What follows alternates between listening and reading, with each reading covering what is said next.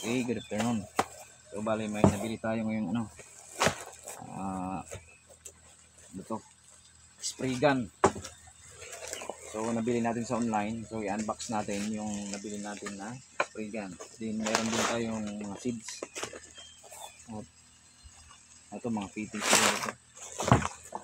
Then i-unbox natin. So ito, bali i-attach namin dito sa water pump namin. Para di na kailangan magantay ng ulan. Kami na mismo ang gagawa ng ulan. Ayan.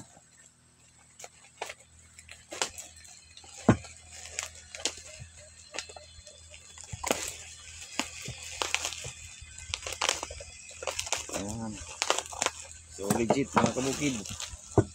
Yung power spray gun. Power spray gun sir, tawag niya. Apa yan?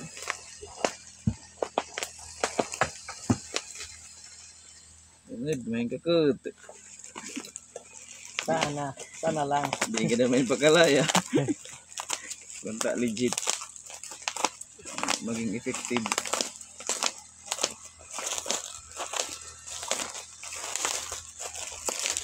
Awas na naman yung kinadto ini sir nga kuan. Bungto. Kita ko nga na inabot na. Kukuhaan ko na nga na kay yada na. Bas na matistingan. Ma-adjust it at mga activity based with atin available nga resources.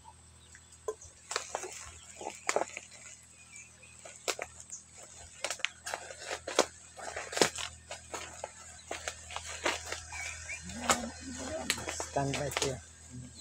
Kaya dapat naka-anchor. Kung wala di anchor ba ay lalatos eh. Wow, kumag-usig ka pa naman sa water. Pampul yun. Kaya Karaptan pa nga ni. Aradman pa. Kung paano paririg.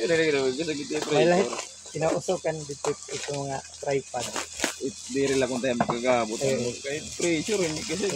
Pero mo pa solid. Di mga kabukid, solid talaga bakal yung stand. Di talaga basta-basta yung nabili nating power spray gun.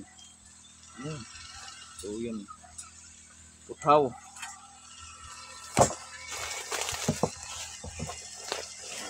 Pundido kayo na ako sir.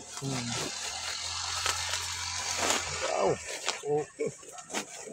Let's see kung kayaan na 100 meters. Wala. Kita ang mo 100 meters. Apo nga ni. Yan. Yan. Jadi sir. Ito yakuan.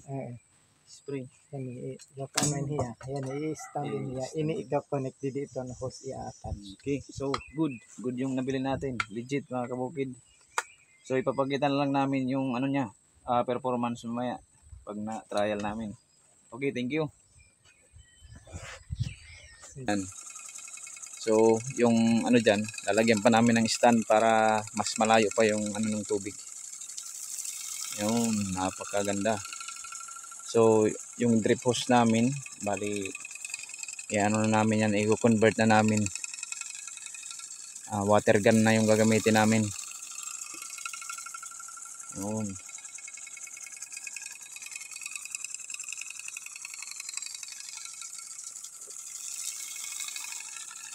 So pre-trial namin yan.